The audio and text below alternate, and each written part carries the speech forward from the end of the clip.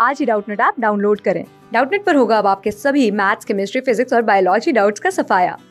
बस अपने क्वेश्चन की फोटो खींचो, उसे क्रॉप करो और तुरंत वीडियो सोल्यूशन पाओ।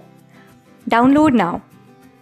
हाय फ्रेंड्स, इस क्वेश्चन में हमें एक रिएक्शन दिया हुआ है और हमें अलग अलग कंडीशंस में बताना है कि इक्विलिब्रियम किस तरफ शिफ्ट करेगा। ठीक है, तो फर्स्ट ऑफ ऑल क्या करेंगे, हम पहले इक्वेशन लिख लेते हैं। SO2 plus O2 forms 2SO3 plus delta H। ठीक है, तो इधर हमें डेल्टा H की वैल्यू इंपॉर्टेंट नहीं है, हमें बस देखना है कि एक्सोथर्मिक है एंडोथर्मिक है। ठीक है, तो जैसे कि हम देख सकते हैं इस डायरेक्शन में रिएक्शन क्या है, एक्सोथर्मिक है, क्योंकि इस डायरेक्शन में आने में हीट इवॉल्व होता है। और इस डायरेक्शन में रिएक्शन क्या है, एंडोथर्मिक है, क्योंकि इस डायरेक्शन में हमें हीट को डालना पड़ता है।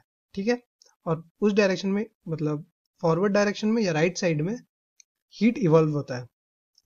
नाउ पहला देखते हैं, if temperature is increase. Now simple concept क्या है, कोई भी चेंज, एनी चेंज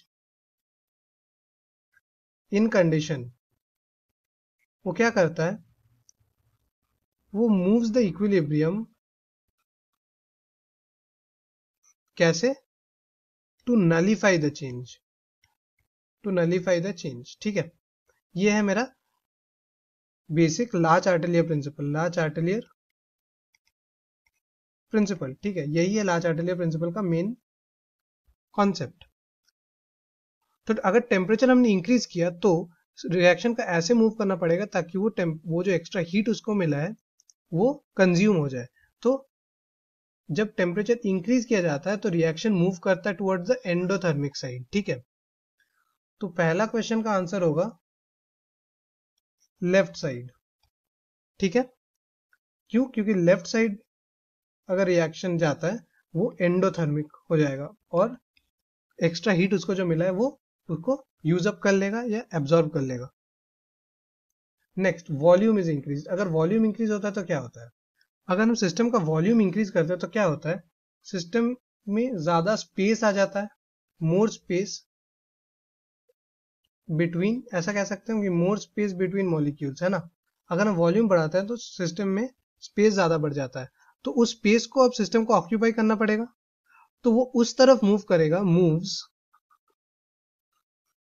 किस तरफ मूव करेगा, to the side with more number of moles.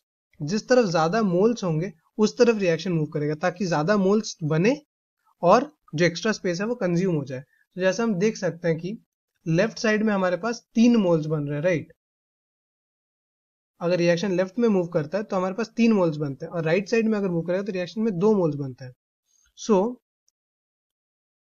हमारा जो रिएक्शन है इसका जो आंसर होगा वो होगा लेफ्ट, क्योंकि लेफ्ट में moles are greater, number of moles are greater, number of moles are greater. जिस भी तरफ नंबर ऑफ मोल ज्यादा होगा उस तरफ मूव करेगा वॉल्यूम इंक्रीज करने से। कैटलिस्ट, अब हमें पता है कि कैटलिस्ट क्या करता है, no effect on equilibrium, no effect on equilibrium constant, equilibrium constant. वो बस रेट को इंक्रीज या डिक्रीज करता है, इंक्रीजेस और decreases the rate of the reaction, मतलब कितनी तेजी से इक्विलिब्रियम तक हम लोग पहुंच रहे हैं, इसीलिए उसका इक्विलिब्रियम पे कोई इफेक्ट नहीं होता। And also catalyst affects both sides equally, affects both sides equally, मतलब वो राइट साइड के रिएक्शन को भी कैटलाइज करता है और लेफ्ट साइड के रिएक्शन को भी कैटलाइज करता है। देयरफॉर टोटल जो इक्विलिब्रियम कांस्टेंट होता है वो अफेक्ट नहीं होता है। ठीक है, नंबर 4। नाउ नंबर 4 है प्रेशर इज डिक्रीज्ड। अब अगर प्रेशर डिक्रीज होता है तो क्या होगा, अब प्रेशर अगर डिक्रीज होता है तो we need more number of moles, हमें ज्यादा मोल्स चाहिए, नंबर ऑफ मोल्स, ताकि ये जो प्रेशर हमने एक्सटर्नली डिक्रीज किया उस चेंज को हम लोग बैलेंस कर सके। तो रिएक्शन मूव करेगा जिस तरफ ज्यादा मोल्स है, देयरफॉर इसका भी जो आंसर होगा वो होगा लेफ्ट, क्योंकि left side has more moles, है ना। सो इसका भी आंसर होगा लेफ्ट। ठीक है, तो फिफ्थ क्वेश्चन है हमारा कंसेंट्रेशन। क्या है फिफ्थ क्वेश्चन हमारा? कंसेंट्रेशन ऑफ SO2 हमने इंक्रीज किया है, राइट। तो अगर हम कंसेंट्रेशन ऑफ SO2 को इंक्रीज करते हैं तो ऑब्वियसली रिएक्शन को हमें राइट में मूव कराना पड़ेगा, ताकि जो एक्स्ट्रा SO2 हमने यूज किया है उसे कंज्यूम किया जा सके। तो आंसर होगा इसका राइट। क्यों? To consume extra SO2 added.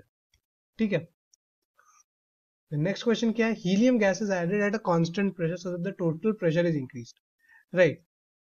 Six का आंसर होता है नो इफेक्ट, क्योंकि जब कोई भी गैस को हम, जैसे हीलियम, कोई भी इनर्ट गैस को एट कांस्टेंट वॉल्यूम अगर हम ऐड करते हैं तो सिस्टम का टोटल प्रेशर इंक्रीज करता है। Total pressure of the system increase होता है। ठीक है, मतलब बोथ साइड्स इक्वली अफेक्टेड होता है, both sides are equally affected, इसीलिए रिएक्शन के इक्विलिब्रियम पे कोई इफेक्ट नहीं होता। ठीक है, और helium gas is added at a constant pressure. Number 6, अब जब कोई गैस हम ऐड करते हैं तो क्या होना चाहिए? उसका प्रेशर इंक्रीज करना चाहिए, राइट, सिस्टम का। बट अगर कांस्टेंट प्रेशर पे ऐड कर रहे हैं, अगर हम कांस्टेंट प्रेशर पे इसको ऐड करते हैं, एट कांस्टेंट प्रेशर अगर हम ऐड करते हैं, देन हमें वॉल्यूम को साइमल्टेनियसली क्या करना होगा? इंक्रीज करना होगा, ताकि प्रेशर को कांस्टेंट रख सके। ठीक है, तो वॉल्यूम इज इंक्रीज्ड।